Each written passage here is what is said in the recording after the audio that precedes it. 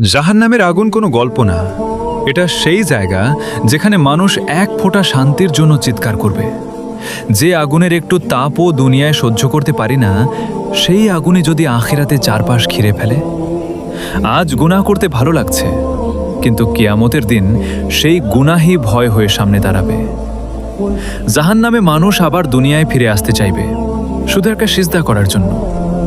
মৃত্যুর পর আর বলার সুযোগ থাকবে না, ইয়া আল্লাহ আমাকে আরেকটা সুযোগ দিন। দুনিয়ার আগুন থেকে আমরা হাত সরিয়ে নেই, তাহলে আখিরাতের আগুন কিভাবে সহ্য করব? আজও সময় আছে তাওবা করার, কারণ কবরের পরে শুধু হিসাব, শেষ কথা। আজই থেমে যাও, ফিরে আসো আর মন থেকে বলো, ইয়া আল্লাহ আমাকে মাফ করে দিন, আমাকে আপনার রহমতের ভেতরে রাখুন। কারণ আল্লাহর রহমত কখনো গুনাহের চেয়ে ছোট না, আর তাওবার দরজা শেষ নিঃশ্বাস পর্যন্ত খোলা।